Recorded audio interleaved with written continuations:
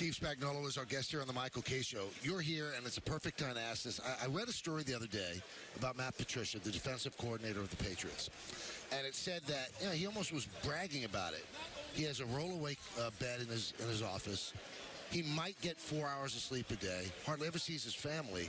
It doesn't seem normal. That's not a normal life. You see so many coaches get divorced and their families get splintered. That's a good point, Mike. Is it doable? I mean, can you be a big-time winner and have a life? No, I believe you can. And a lot of guys have done it. I mean, Tony Dungy did it different. I mean, but like in any business, there's different ways to do it. And you have to do what's comfortable for you. I mean, if it means sleeping in the office, that's okay. Were you asleep in the office? I tried. No, I was early in my career. Okay. And then I tried to always live close enough, right, where I could at least get home, see my wife, because I thought that was important.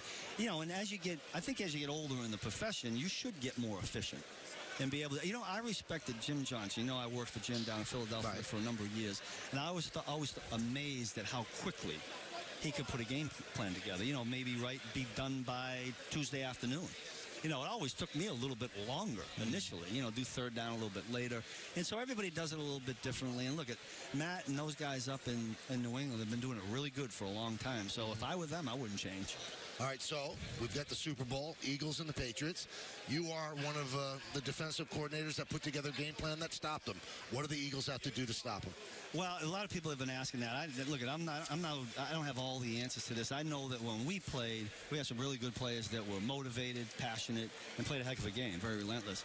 I do think that the Eagles' defense is built to do that. I mean, you guys probably have talked about it. I mean, they're built up front to bring pressure. They got a bunch of guys. They keep bringing waves of people at them, and that's what they do. Like, it's not going to be different than what they've been doing. Is the key to bring pressure without stunting? Because you had a front that didn't need to have help. Look at this. Stunting is moving the four guys around, twist, and all that, and then there's blitzing, right? There's a little bit of both. I always felt you should mix it up, which we did in our Super Bowl game. I mean, the Eagles don't do as much blitzing as other teams, but they're really good in what they do. So why change? Right. Why change? You made a little news, I guess, last week when you talked about how the Patriots knew your plays when you were in Philadelphia. And I was on the Boston stations today so they could get the record straight.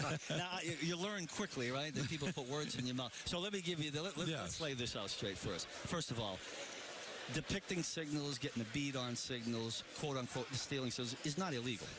You do it in baseball, right? If you're really good at it and you get somebody's eyes and they can say, hey, this means that, that's what you do. The context of the conversation was, Steve, you played the Eagles in Super Bowl 39 and lost, and then you played them in 42 and won. Did you learn anything from 39 that helped you? And my point was that Jim Johnson felt like they had a bead on the signals, and he was saying we got to disguise them better.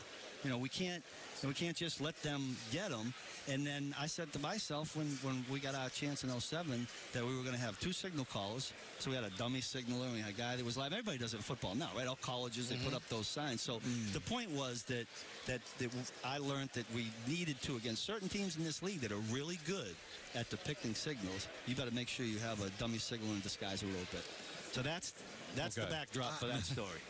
I mean, I can't imagine them not liking you in Boston with that slight accent. That accent, yeah. I haven't lost it. Yeah, I haven't lived up there in 25 years, and I still have a little bit of an accent, but that's okay. That's all right. Yeah, I haven't gone to any speech people or anything like that. That accent in Dos is very charming.